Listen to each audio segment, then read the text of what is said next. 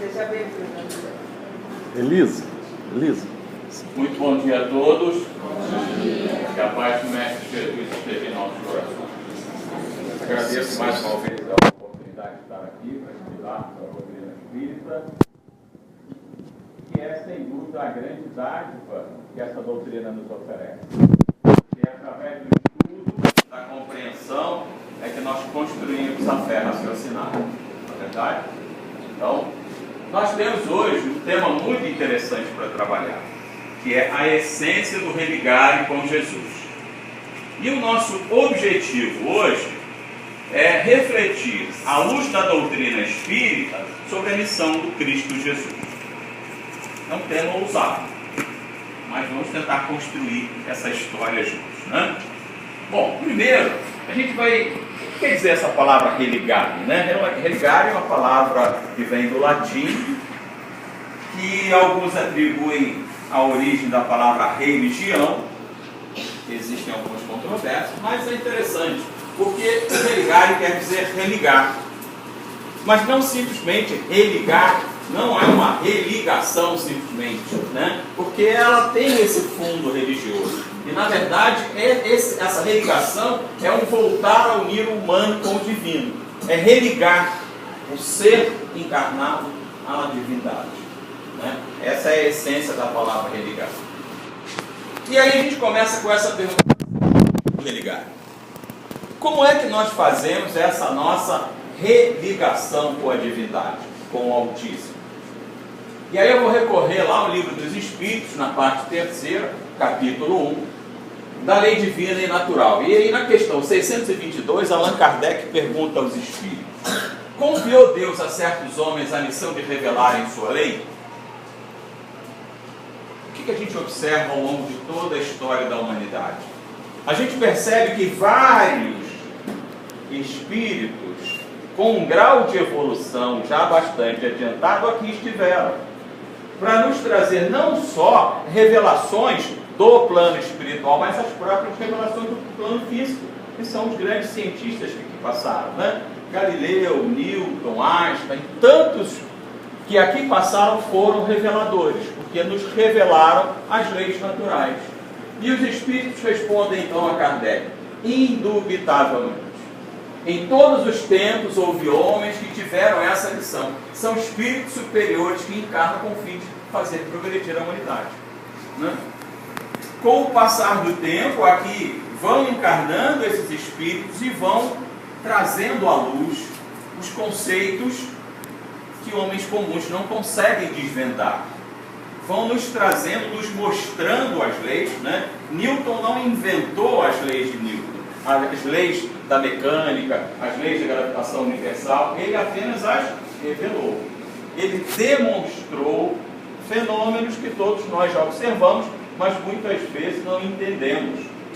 E o que acontece ao longo de toda a história da humanidade é sempre achar que é Deus, algo que a gente não consegue explicar, né? A gente não consegue explicar o trovão, o raio, relâmpago, Deus, trovão, Deus, raio, Deus das águas. Então, essa divinização dos fenômenos naturais aconteceu e acontece até hoje, né? Cientistas renomados, quando não conseguem explicar o fenômeno, então é Deus. E na pergunta 625, qual o tipo mais perfeito que Deus tem oferecido ao homem para servir de guia e modelo?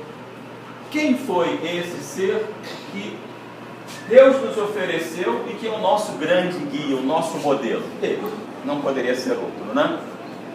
E quando ele nos colocou essa frase: eu sou o caminho, a verdade e a vida, ninguém vem ao Pai senão por mim, ele está nos esclarecendo a sua grande missão.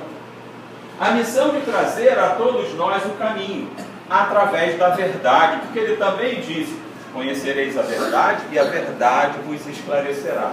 Por que a verdade nos esclarece? Porque ela traz à luz o conhecimento, para que nós possamos entender tudo o que acontece na nossa vida, sejam os fenômenos naturais, sejam os problemas que todos nós vivenciamos, para que nós possamos entender quem somos, de onde viemos e para onde vamos.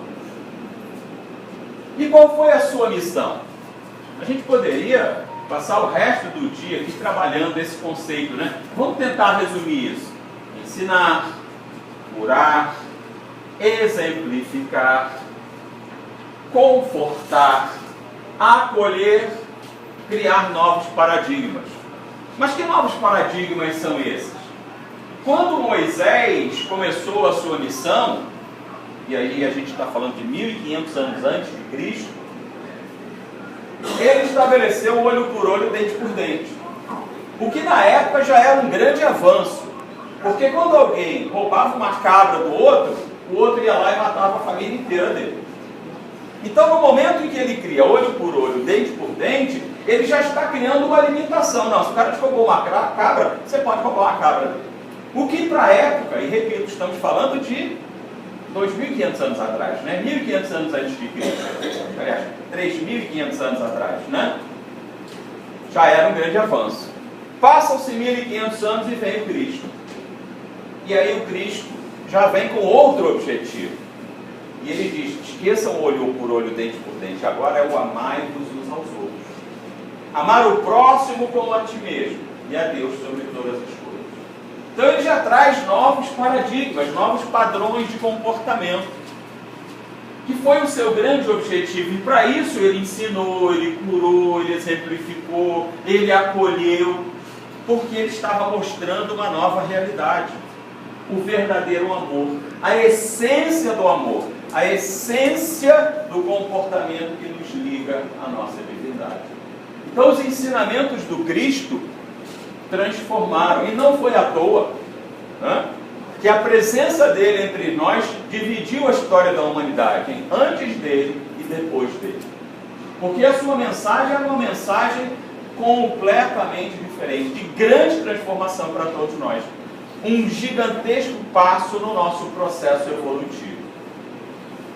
E através do amor. Essa é a essência do nosso crescimento espiritual. É a verdadeira prática do amor. E isso é algo que nós, que ainda somos espíritos altamente endividados com a lei do progresso, que ainda somos espíritos que temos muito a resgatar, mas a partir do momento que nós temos consciência disso, nós estamos realmente redirecionando a nossa vida. Estamos começando esse processo de transformação, para que a gente consiga um dia ser um Cristo. Todos nós aqui seremos um dia Cristos, porque é o caminho de todos nós. O problema é quanto tempo cada um de nós vai levar para isso. Alguns levarão talvez algumas centenas de anos, outros alguns milhares, outros alguns milhões, alguns talvez alguns bilhões de anos, algumas centenas e centenas de encarnações. Por quê? Porque o livre-arbítrio é que nos dá esse direito, para que nós sejamos os verdadeiros construtores da nossa história, da nossa vida. Para que nós possamos entender que tudo aquilo que hoje nós vivenciamos é resultado daquilo que fizemos. O livre-arbítrio tem o grande objetivo de dar a nós o direito de escolhermos os nossos caminhos, sem que haja interferência divina. Por quê? Porque aí acontecerá merecimento.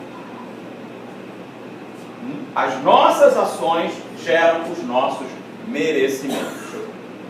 Por isso é que nós precisamos entender que tudo que nós passamos não tem como culpado o nosso pai, a nossa mãe, a sogra, o vizinho.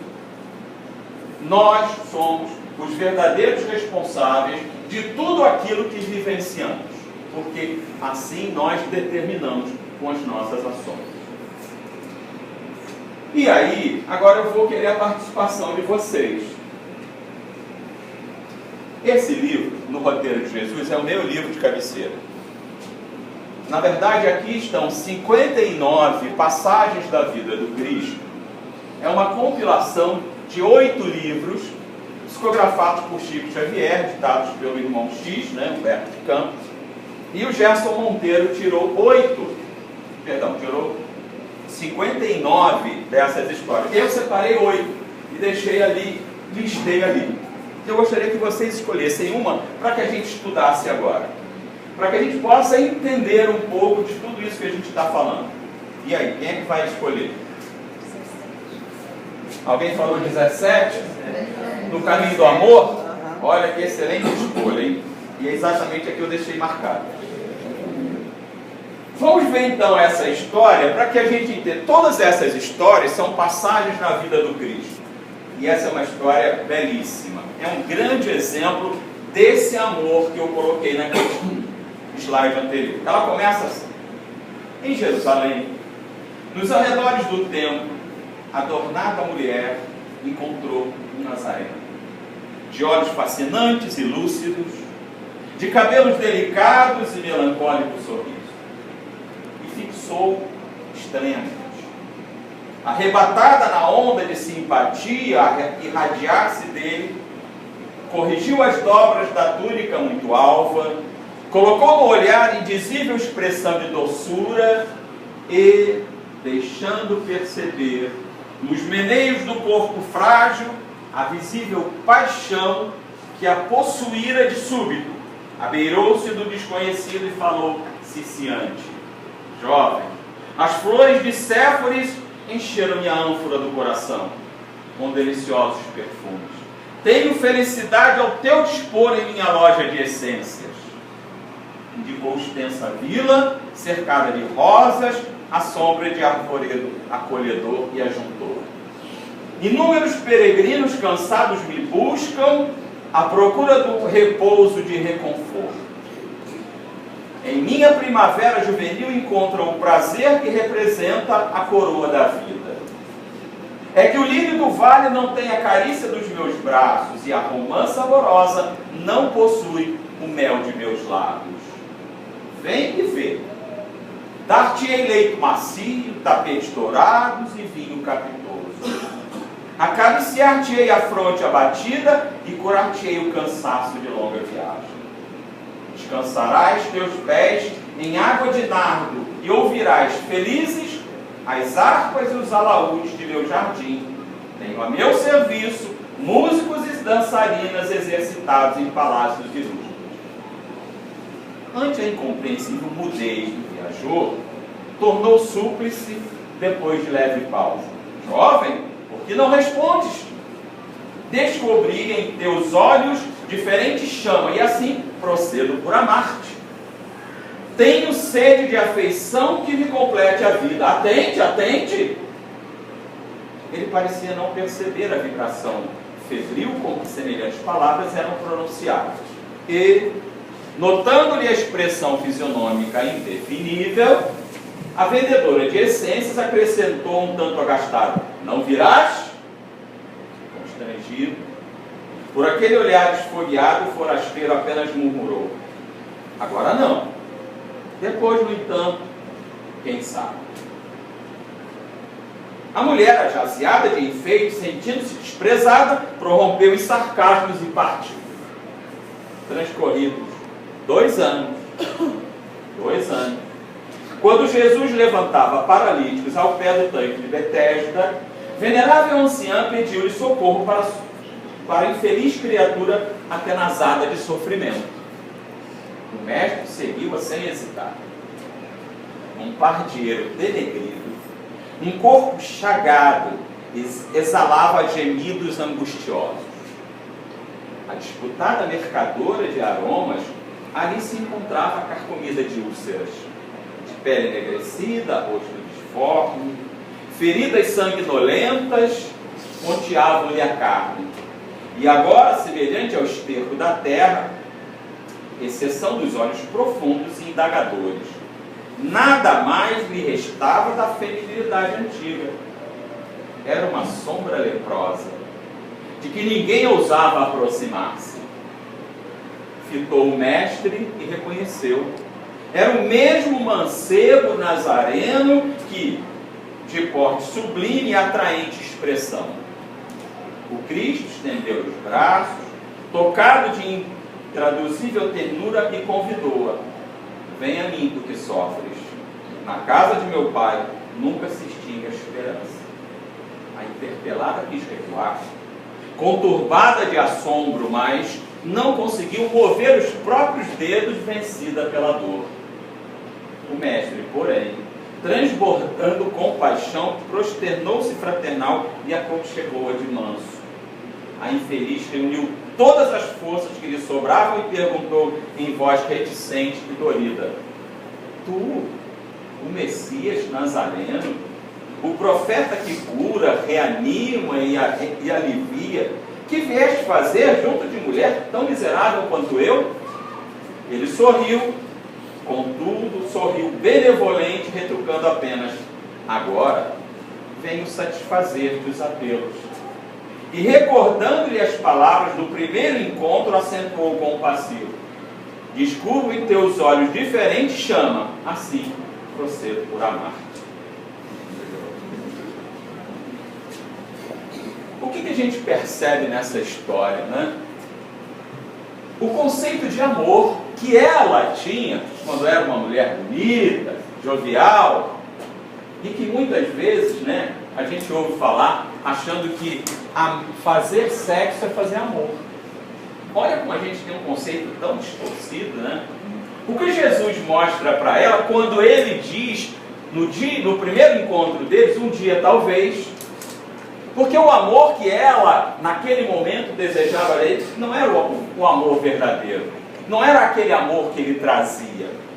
E ele o demonstra 2 anos depois, quando ela, em corpo em chagas, desprezada, e aí sim. E aí o que ele diz? Agora procedo por amar-te. A verdadeira essência do amor, a verdadeira essência da mensagem do Cristo é esse amor. É o amor aconchego, é o amor perdão, é o amor acolhedor. Esse é o amor que o Cristo veio nos ensinar. Essa história, como qualquer uma das outras que vocês tivessem escolhido, mas com essa eu tinha ali um caminho do amor, né, que eu já tinha marcado, normalmente é o que as pessoas escolhem. E se a gente tivesse tempo aqui, eu não tenho, porque disseram que eu tenho só até as 4 horas, eu tenho que terminar antes das 4. Eu não consigo ler todos, mas seria realmente interessante se nós pudéssemos ler todos, e vocês vão ver, eu recomendo esse livro, porque são 59 passagens na vida do Cristo, e em todas elas, essa mensagem de amor, ela se faz reproduzir. E aí eu pergunto, por que tanta dificuldade para entender Jesus?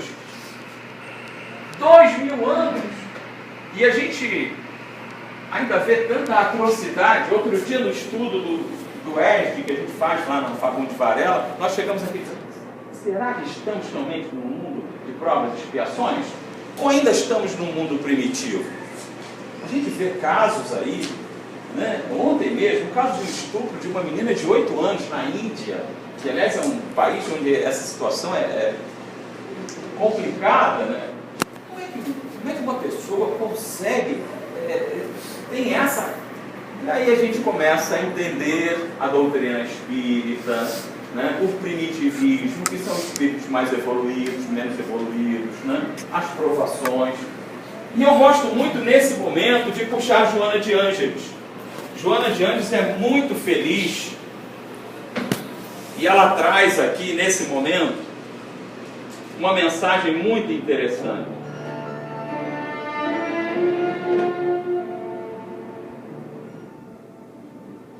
Quando ela coloca ali o mundo e Jesus, olha que coisa interessante. Na qual conjuntura humana a opção por Jesus constitui um desafio de grande porte. Desafio de grande porte? Mas por que é um desafio de grande porte? O mundo e Jesus são 2 opções diante do ser humano. O primeiro agrada, é devorador. Joana de Ângeles adora essa palavra, é devorador. Por que nós vivemos num mundo devorador? Porque é um mundo que nos convida a cada momento para atitudes, para atividades que nos desviam do caminho. Reflitam comigo, nós estamos aqui estudando a doutrina espírita numa manhã de sábado, um dia bonito. Quantos se desprendem para isso? A grande maioria prefere ir num shopping. E aí eu lembro essa imagem, Barra Shopping, aquelas ruas bonitas, perfumadas. Sabe que lá no final tem uma praça de alimentação, então se você quiser cinemas, aí você passa numa loja de bolsas e sapatos e aquela frase mágica colocada assim: 10 vezes sem juros no cartão. É ou não é devorador? somos ou não somos convidados diariamente a nos desviarmos do caminho, a nos deixarmos aceitar por esse mundo que nos oferece facilidades? A todo momento nós somos convidados a isso. A todo momento nós somos convidados a deixar de fazer uma prece, a deixar de participar de um estudo espírita para aproveitar o 10 vezes sem juros no cartão. Envolve e passa rápido. Envolve e passa rápido. Quantos anos você quer viver? 100? Que são 100 anos diante da eternidade. Sua existência é irreal. Olha como é que coloca isso, né? É irreal. Real é o plano espiritual. Aqui nós estamos de passagem. E vamos passar muito pouco tempo. Vamos voltar para lá. Em média, a gente passa 200 anos do outro lado. E 50, 60, 70, 80 aqui. Claro que cada caso é um caso, né? Mas a gente passa mais tempo do lado de lá do que aqui. Embora necessário para desenvolvimento e evolução do espírito. Por que necessário? Porque quando vivenciamos na carne as dificuldades, é que a gente para refletir. Somente quando a gente está vivenciando dificuldades, é que a gente para refletir. Porque quando você está com aquela conta bancária recheada, quando está com saúde, aquele churrasquinho rolando na laje, você se lembra que naquele momento, nos manicômios, nos hospitais, nos asilos, nas penitenciárias, tem pessoas que precisam da gente? Por que o sofrimento se torna algo necessário? Porque é o que nos faz refletir. Desde terça-feira eu vou contar uma coisa aqui para vocês, que eu não queria abrir muito não, mas é um exemplo que a gente tem que parar, e é meu. E se vocês pensam que eu estou aqui na frente porque sou melhor, não, é porque eu devo mais que vocês, então tem que estudar mais. E de terça-feira eu estou com uma pedrinha aqui no rim. E quando ela se mexe, ela começa a doer, nossa, aquela hora, mas eu fico com tanta fé, eu rezo tanto. Aí eu fico pensando, mas que sem vergonha. Mas dá tem até uma historinha interessante, né? Dizem que um padre e um motorista de ônibus faleceram, então naquela fila para entrar no céu, e São Pedro ali para receber o seu computador, porque esse céu está informatizado, né? E ele está ali olhando, e aí vem o motorista de ônibus, aí, o senhor é motorista de ônibus, o senhor dirigiu 455, né, Merco Copacabana ali, né? Muito bem, o senhor pode entrar naquela porta ali, era o céu. Atrás dele vinha um padre. Ô, seu padre, tudo bem? Ali na paróquia, né, seu padre? Muitos anos, né? Muito bom. Aquela porta ali, seu padre, era o purgatório. Aí o padre, não, peraí. São Pedro, vou fazer uma reclamação aqui. Eu passei toda a minha vida dedicada à minha paróquia, aos meus fiéis, rezando missas, eu vou pro purgatório. Aquele cara era motorista de ônibus. Aí São Pedro virou para ele, meu amigo. O senhor passou anos e anos naquelas missas insossas, aquelas carolas iam lá, voltavam para aquele, depois voltava para a vida. Agora aquele motorista de ônibus, dirigindo aquele ônibus no aterro do Flamengo a 100 por hora. Ah, seu padre, naquele ônibus as pessoas rezavam com uma fé. Percebem como a dificuldade faz a gente ter fé? Mas é isso.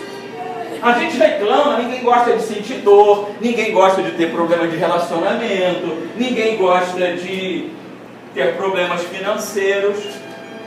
Mas é quando os problemas surgem que a gente para refletir. Quando a gente tem aquela notícia, o senhor está com câncer, até ateu grita, ai meu Deus. É na hora do sofrimento que a gente recorre, que a gente para refletir, que a gente pede ajuda. Por isso o sofrimento se faz necessário. E nós espíritas que entendemos o sofrimento, a gente tem outra visão do sofrimento. Um amigo meu até outro dia me disse, vocês espíritas só falam em sofrimento, vocês gostam de sofrer? Eu falei, não, espírita não gosta de sofrer, espírita sofre com gosto. Porque a gente entende, se eu estou com essa pedrinha no rim, deixa eu ficar quietinho aqui, deixa eu sofrer. porque eu fiz por merecer essa pedrinha. Ou tantas outras situações que eu já vivi, certamente todos nós já vivemos, e ainda vamos viver, porque nós construímos isso e nós merecemos. Por que a gente vai passar o tempo todo reclamando, ou então levando o nosso sofrimento para os outros, para que os outros sofram com a gente? Não, vamos sofrer junto. E só isso, cada um sofre o seu, sem contaminar os outros. O segundo transforma para melhor, mantém a vida, suaviza e permanece. A sua proposta é libertadora, engrandece e aprimora para sempre. O mundo é meio, Jesus é meta. O mundo é meio, Jesus é meta. Se aqui estamos, se nessa escola estamos, é para aprender. Qual é a nossa meta? A nossa formatura. Daqui a talvez alguns milhões de anos, sermos um Cristo. Porque Cristo é título, né? Cristo não era o sobrenome de Jesus, né? Cristo são todos os espíritos que assumem um certo grau de pureza, de elevação, e são espíritos altamente superiores, emissários de Deus. Então todos nós seremos. Agora, quanto tempo vamos levar para isso? O livre-arbítrio nos deixa escolher os caminhos.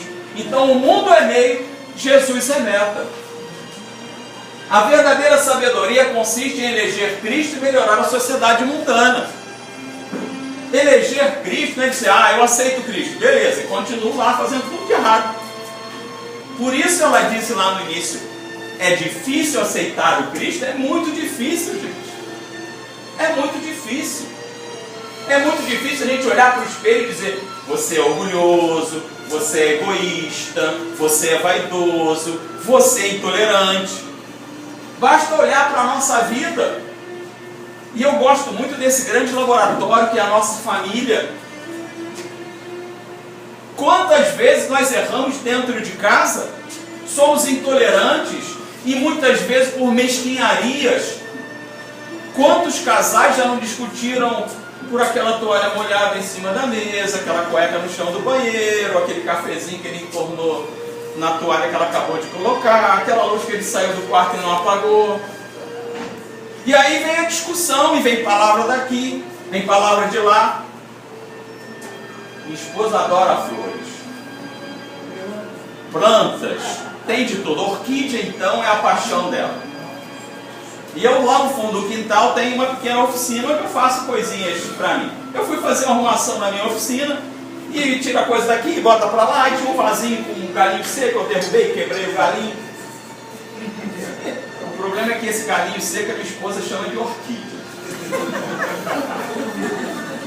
Quando ela viu aquele galinho seco, quebrado, que ela vinha há meses cultivando, prestes a dar aquela flor, o que ela disse, não dá para repetir aqui. Mas se eu revidasse, se eu fosse, pronto, acabou. Eu não estaria fazendo esse ano 40 anos de casado. Não estaria. Não sei nem se eu estaria vivo, mas para contar essa história. Mas ela ficou revoltada com aquilo. Com razão? Com razão. E se eu revidasse? E quantos de nós revidamos? Ou quantos de nós sequer damos atenção para situações simples? Um amigo meu, que também é professor, outro dia chegou em casa, e o filhinho, quando correu para ele, filhinho, papai está cansado, ele foi logo para o banheiro. A mulher dele, que viu a cena, entrou no banheiro, ele já tirando a roupa, ela muito sarcasticamente disse assim, ô pedagogo, você passa o dia inteiro cuidando dos filhos dos outros. Quando você chegou em casa, o que o teu filho queria era só te mostrar uma prova que ele tirou 10. E ele contando isso para mim, disse, André, eu fiquei vermelho. Botei a roupa, fui lá, peguei meu filho, botei no colo e fui conversar com ele. Quantos de nós não falhamos? Quantas vezes a gente tem um filho, uma esposa, um marido, uma mãe, ou um amigo que apenas precisa do nosso ouvido? Porque a gente acha que caridade é dar uma roupinha velha, é dar aquele sapato que não usa, é dar um trocadinho, isso é caridade. Como estamos errados? O que o Cristo nos ensinou como caridade é o coração, é a atenção, é o ouvido, é muitas vezes o silêncio. quando alguém nos agride. Porque quem nos agride está num momento de perturbação, de desequilíbrio. É difícil olhar para o agressor assim? É muito difícil. O presidente de uma casa espírita em Uberaba, muito amigo de Chico Xavier, gostava muito da campanha do quilo. E ele saía pelas casas, solicitava. Uma vez ele chega numa casa e ele vai solicitar ajuda, e quando ele começa a falar, a senhora que o recebeu, mas o senhor de novo aqui, e cuspiu na cara dele. Botou a mão no bolso, tirou o lenço, limpou o rosto, virou-se para ela e disse assim: para mim a senhora teve isso, para os pobres a senhora teria alguma coisa? Quantos de nós têm a capacidade de perceber que essa pessoa precisa de ajuda e dar a ela como resposta, não uma resposta agressiva ao nível daquilo que ele recebeu, mas uma resposta que a faça refletir, que a faça pensar que aquela atitude dela é incompatível com alguém que estava ali pedindo para os outros? Por isso esse mundo é devorador. Ele nos provoca a todo momento. E aceitar a verdadeira essência da mensagem do Cristo é algo muito difícil para nós. Requer vontade, requer decisão, requer perseverança, requer orar e vigiar. Trabalhando os seus valores e santificando-os, de forma que o processo existencial se faça enriquecedor e infinito. Esse é o nosso objetivo, é um processo de transformação. Todos nós precisamos, primeiro, e aí passa muito por autoconhecimento, é nos reconhecermos espíritos imperfeitos, para que possamos startar esse processo, dar início a esse processo de transformação. Porque se você não se reconhece um doente, você não vai mudar. Se eu não me reconhecesse doente, eu nem ia ao médico, ou se ia contra a vontade, nem ia comprar os remédios. Mas no momento em que nós nos reconhecemos doentes da alma, nós percebemos que precisamos mudar. As determinantes do mundo são a ilusão, o corpo, o ego, mais do que nunca, né? As academias de ginástica aí dizem isso. As de Jesus são a realidade, o ser profundo, a vida em plenitude. Quem é que reconhece em Jesus a vida em plenitude? Poucos, infelizmente. Ninguém chegará a Cristo sem a travessia pelo mundo. Assim como não sairá do dédalo, do labirinto, das humanas paixões sem a inspiração e atração dele. Por isso ele disse: eu sou o caminho, a verdade e a vida. Porque eu vim aqui para ensinar, para ajudá-los.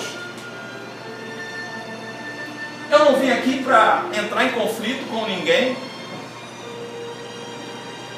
E eles preferiram Barrabás a ele, né? Utilizar-se dos recursos do século para amar e servir, lapidando as arestas e sublimando os sentimentos. Eis como viver no mundo sem pertencer. Utilizando os recursos do século. O que é utilizar os recursos do século? Exemplo, eu estou usando o computador e o datashow. Por quê? Para ajudar a nossa aula. Eu não gosto quando alguém diz: ah, foi um show. Que show, gente? Eu não estou aqui para dar show. Eu estou aqui para ajudá-los a fixar conhecimento. Essa imagem nos ajuda. Eu estou usando recursos para melhorar a nossa aula. Eu sou um aluno também. Estou aqui aprendendo. Então vamos usar os recursos. Ter um carro é importante quando você usa para o bem. Desejar ter alguns bens materiais é importante. Quando você não se torna escravo deles. O importante é ser mais do que ter, desde que você não seja escravo dos teus bens, tão apegados aos teus bens que tem até medo de morrer, quando na verdade passar para o outro lado é muito melhor, né? A gente erradamente diz: e passou para o outro lado, agora vai descansar. Vai descansar? Não, vai trabalhar. Não pense que quem passa descansa. Quem passa vai trabalhar. Talvez muito mais. Mas é um trabalho de crescimento. Um verdadeiro trabalho de transformação. que a gente não esquece quando está aqui. Bom, essas palavras de Joana de Ângeles são palavras que realmente nos fazem refletir sobre por que tanta dificuldade para entender Jesus. Porque a proposta de Jesus é uma proposta de transformação. E é difícil buscar essa transformação. É difícil olhar para dentro de nós e nos percebermos com os nossos defeitos. Nos percebermos orgulhosos, vaidosos, egoístas. É difícil. Se eu perguntar a cada um de vocês aqui, me cite aí 3 virtudes suas. Facilmente a gente sabe. Agora, me diga 3 defeitos seus. Defeitos. Deixa eu pensar aqui. É difícil, né? É difícil a gente pensar meus defeitos. Pô, mas eu sou um cara que pratica tanto bem, que eu faço tanta coisa, desde que não pise no meu carro, cara. Bom, desde que a minha sogra não vá na minha casa, meu fim de semana é tão bom. A gente vive assim, pré-julgando, né? Pré-julgando os outros, sem acolher. Eu uma vez trabalhava numa empresa e chegou um funcionário novo. Eu olhei para ele assim, um cara grandão.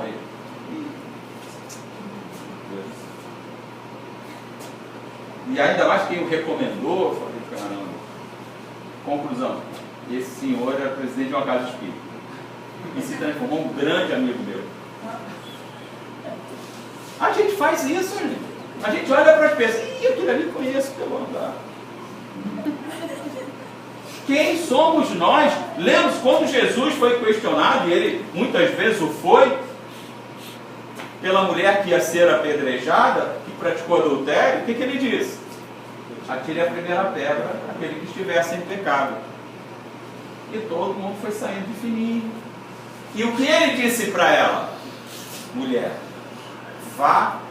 Quer dizer, antes ele pergunta, né, onde é que estavam aqueles que tinham julgado. Ele vai e não peques mais. Jesus não diz assim, você está perdoado, agora está tranquilo. Não. Vá e não peques mais. Jesus a convida à reflexão ao que ela fez, para que ela proceda à transformação. O Cristo Consolador. Cristo, como a segunda revelação, como eu disse no início, veio 1500 anos depois de Moisés, para proceder essa transformação, para trazer ideias novas, para nos consolar. Vinde a mim todos vós que estáis aflitos e sobrecarregados, e eu vos aliviarei. Por que ele disse essa frase? O que significa eu vos aliviarei? Porque eu vos trarei conhecimento, porque eu vos mostrarei o caminho, porque eu direi quais são os passos que você precisa dar para chegar a uma condição melhor, para evoluir. Isso é nos aliviar, é nos trazer o conhecimento, nos trazer mais que o conhecimento, nos trazer sabedoria. Porque a sabedoria é o conhecimento praticado, é o conhecimento experimentado, é o conhecimento vivenciado. E Jesus nos mostrou isso, nos exemplificou isso. Naquela história que lemos há pouco, foi um grande exemplo disso, como vários outros, quando ele acolhe quem? Os leprosos, os aleijados. Até mesmo ele vai jantar na casa de pessoas que eram consideradas pessoas impuras, um cobrador de impostos. Mas ele diz, o médico tem que estar onde estão os doentes. E era o que ele fazia. Ensinava, mostrava àqueles que estavam no caminho errado, o verdadeiro caminho, né? E aí uma outra passagem que eu trago para a gente refletir também, o Sermão da Montanha, né?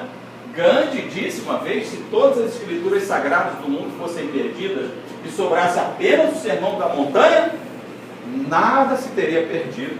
Porque quando Jesus diz, bem-aventurados os aflitos, bem-aventurados os pobres de espírito, bem-aventurados os que têm puro coração, bem-aventurados os que são brancos e pacíficos, ele está convocando as pessoas. E quando você lê bem-aventurados os aflitos, por que aflito é bem-aventurado? Porque está vivenciando dificuldades, porque está no seu momento de aprendizado. para que nós possamos entender que as dificuldades que nós passamos são dificuldades que nós merecemos, que nós precisamos e que nós temos que olhar com outros olhos. Porque quando uma pessoa sofre, o que a gente diz? Por que Deus está fazendo isso comigo? Ele não está fazendo isso com vocês. Foi você que fez isso e agora está vivenciando a tua oportunidade de resgate. Porque o que Deus nos faz é nos dar oportunidade. Ele não castiga ninguém. Ele só nos dá oportunidade. Deus é amor, puro amor. Por que Ele vai nos castigar? Somos nós que nos castigamos quando andamos errado. Por isso, bem-aventurados os aflitos, bem-aventurados os pobres de espírito, ou seja, os humildes, aqueles que se reconhecem como espíritos endividados, como espíritos a resgatar, a retrabalhar a sua própria consciência e as suas atitudes. É isso que Ele está nos convocando ali, os que têm puro coração. E aí lembra uma frase de Joana? Como é difícil seguir o Cristo, né? Como esse mundo devorador nos retira do caminho, porque nós nos deixamos levar. E nós nos deixamos levar. E aí nos comprometemos, né? Bem-aventurados os que são misericordiosos.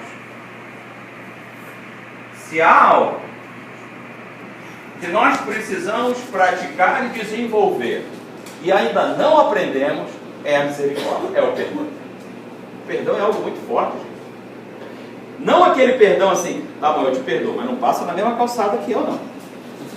Isso não é perdão. Isso não é perdão. Quando ele diz amai os vossos inimigos, o que ele está querendo dizer com isso? Para você ir lá e abraçar, beijar os seus inimigos? Não. Ele está dizendo para você não desejar o mal para ele, para você o ajudar. Quantos de nós já não vivenciou situações em que nós fomos ofendidos por pessoas? Alguns anos se passaram e essa pessoa bateu na nossa porta. Não precisa levantar o braço, não precisa levantar o braço. Quantos de nós já vivemos situações difíceis com pessoas que depois precisaram da gente? E o que a gente fez? Deu as costas? Amai os vossos inimigos. É não desejar o mal para eles. É quando ele precisar, ajuda. Pratica aquilo que o Cristo ensinou. Porque se a gente revida, significa que um dia fomos vítimas, hoje somos algozes. Aí viram a encarnação, aí seremos vítimas, e na outra seremos algozes. E a gente vai viver assim, de encarnação em encarnação, sofrendo uma vez para resgatar, e depois agindo como vingança. Quando a gente lê aquela série de André Luiz, do meu xará, aqueles 13 livros que relatam vida além do túmulo, né, que vai do nosso lar até o céu, não. O último livro da série, é o céu, não pode lembrar. São 13 livros, né? E a gente passa por várias narrativas de processos obsessivos em que você percebe isso.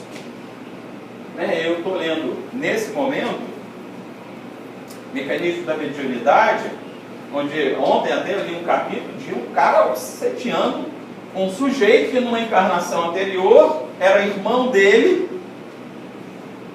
médico, e ele estava de olho na mulher do irmão, e aí ele criou uma série de situações até conseguir internar o irmão no manicômio, ficou com a mulher dele, e lá o irmão morreu. Morreu porque ele virou um obsessor desse irmão, e desenvolveu um processo obsessivo. Aí esse irmão sofre, vai desencarnar. O que vai acontecer? Na próxima encarnação ele vai obsediar. E isso não para. O que é que interrompe esse processo? O perdão. É o perdão. O verdadeiro perdão, que gera um processo de transformação gigantesco para todos nós, precisa ser aprendido, mas aprendido com a mensagem do Cristo. Aprendido com a essência da prática do amor. É difícil, gente? Claro que é difícil. É muito difícil para nós, espíritos imperfeitos. Por isso exige vontade, prática, decisão e um processo de transformação que é lento e gradual. Talvez dure toda essa encarnação e precise de mais uma ou duas ou três, mas só depende de nós. Só depende da decisão que cada um de nós precisa tomar. Aceitar ou não o Cristo. Aceitar ou não a sua mensagem. Aceitar ou não que eu vou dar partida no meu processo evolutivo. Não quero voltar mais com pedra no rim. Então eu preciso mudar isso agora. O livro E a Vida Continua? Isso, muito obrigado. E a Vida Continua, exatamente. Né? Nosso Lar até E a Vida Continua são 13 livros onde André Luiz relata a vida além do túmulo e ele vai nesse processo de aprendizado para ele. Aliás, eu vou usar um dos livros agora para a gente conhecer realmente o processo obsessivo.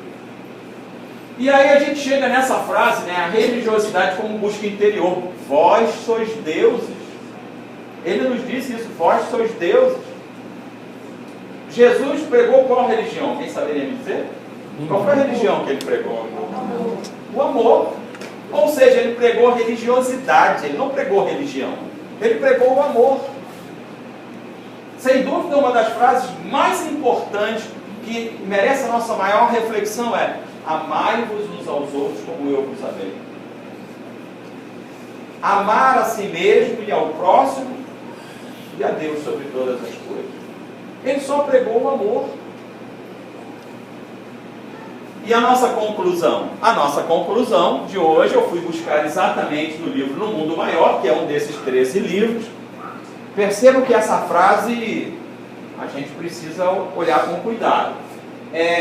Eusébio, né, que é um dos espíritos evoluídos, que em alguns momentos aparece, e numa das colônias onde André Luiz visita, ele faz uma palestra e no meio dessa palestra tem essa frase. Diz assim: salvar alguém ou socorrê-lo não significa subtrair, retirar do interessado a oportunidade de luta, de alçamento, de edificação. Constitui marco fraternal para que desperte e se levante, entrando na posse do equilíbrio, que caracteriza aquele que o ajudou. Ou seja, vamos ajudar ao próximo? Sim, mas ajudar ao próximo não significa sofrer por ele. Outro dia eu vi, numa dessas reportagens aí, num telejornal, uma mãe, essa que o filho recebeu aí uma bala perdida. Eu queria estar no lugar dele. Não, mãe, aquela bala era para ele. O sofrimento é para a senhora, mas a bala era para ele. Então ajudar o próximo, que é uma missão importante de todos nós, porque todos nós temos uma missão. Missão não é para missionário, é para todos nós. Ser um bom filho, ser um bom pai, ser um bom marido, ser uma boa esposa. Mas ajudar o próximo não significa substituí-lo no sofrimento, significa ajudá-lo a reconhecer que aquele é um sofrimento necessário, que ele precisa passar, e ao passar, sem revoltar, sem se indignar, sem se desesperar, sem entrar em depressão. E o próximo passo? Suicídio. Aceitar o sofrimento e lutar contra ele é a nossa missão. E aí ele nos diz muito bem: salvar alguém ou socorrê-lo não significa subtrair do interessado. Tirar do interessado a oportunidade de luta. É uma oportunidade de luta para todos nós. Mas sim, de alçamento ou de edificação. Constitui amparo fraternal. É esse amparo fraternal que nós precisamos ter. Com todos. Com todos. E aí eu volto à situação que eu sempre gosto de citar. A família. Porque aqueles que estão do nosso lado não estão ali à toa. Eles estão ali porque nós precisamos deles. Eles são os nossos grandes professores. Aquele filho difícil, aquela esposa difícil, que gosta de orquídea, aquele marido complicado, estão ali para que nós façamos uso do nosso respeito, do nosso carinho, da nossa fraternidade. E aí, possamos propiciar a essa pessoa oportunidade de crescimento, que sem dúvida também significa crescimento para cada um de nós.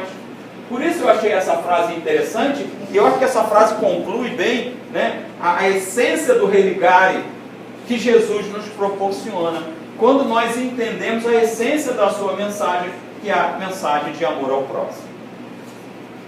E como eu gosto sempre de terminar com uma musiquinha, eu trouxe uma música que a gente precisa cantar muito, gente. Eu acho que é um hino que o Brasil está precisando, que o mundo está precisando, né? Principalmente depois das notícias que ouvimos ontem. Então a gente precisa cantar essa música, sabe, todos os dias, fazer dessa música um mantra para todos nós.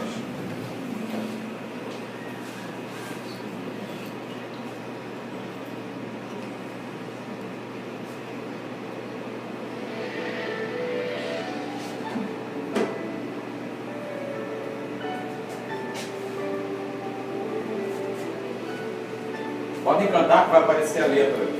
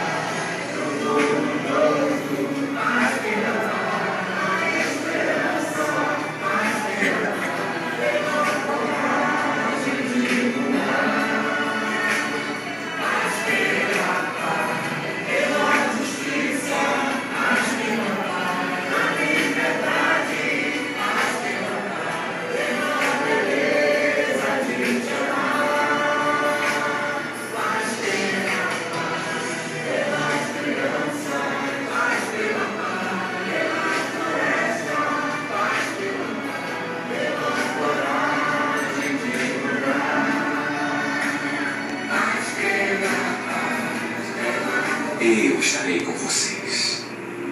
Sempre.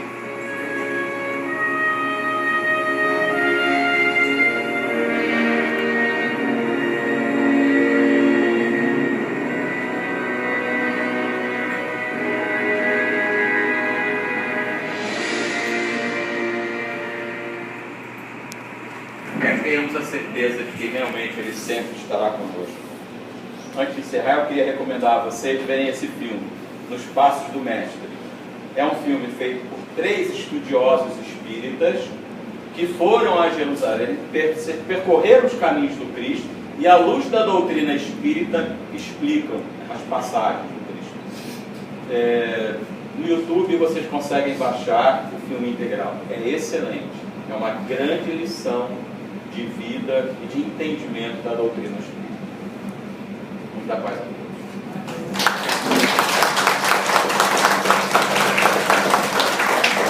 Andréa, pode fazer a nossa prece?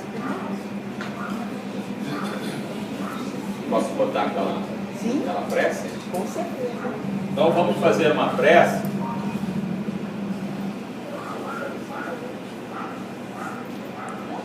Que eu acho muito bonita e grande, uma grande evocação, né?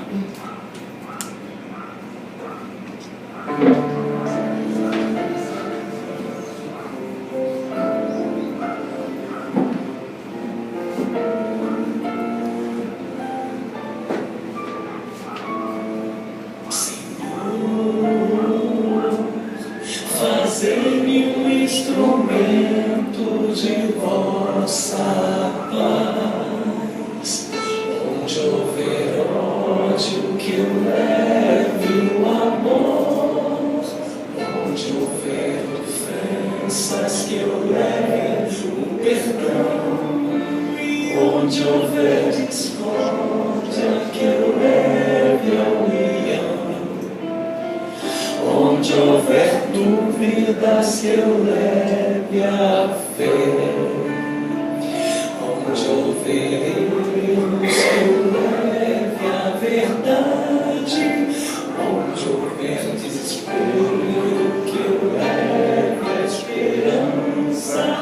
Onde houver tristeza, que eu leve a alegria.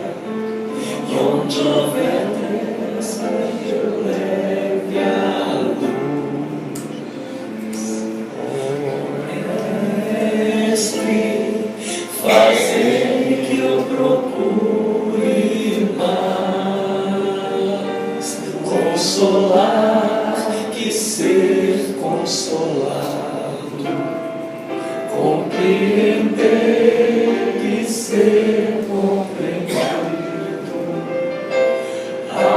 amar e ser amado, pois é dando que se recebe, é perdoando que se é perdoado, e é morrendo que se vive para a vida eterna.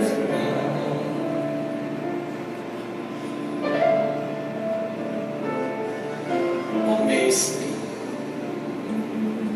fazei-me um instrumento de vossa paz. Onde houver ódio, que eu leve o amor. Onde houver ofensas, que eu leve perdão. Onde houver discórdia, que eu leve a união. E onde houver dúvidas, que eu leve a fé. Onde houver erros, Mestre amado, que eu leve a verdade. Onde houver desespero, a grandeza da esperança. E onde houver tristeza, a tua doce alegria. E onde houver trevas, que eu leve a luz. Mestre, fazei que eu procure mais consolar que ser consolado, compreender que ser compreendido, amar que ser amado,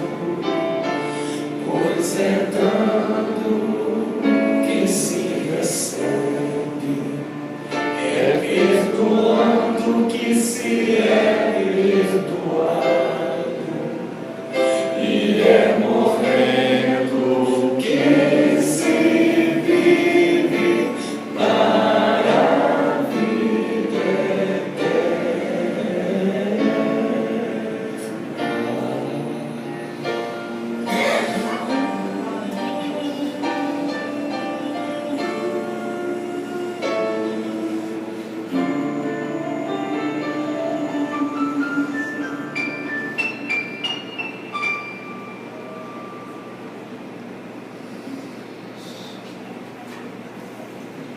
É realmente uma prece muito bonita. Eu outro dia fiz um estudo sobre ele e descobri que São Francisco Xavier, o apóstolo bem, é a reencarnação de João Evangelista, com uma missão muito bonita.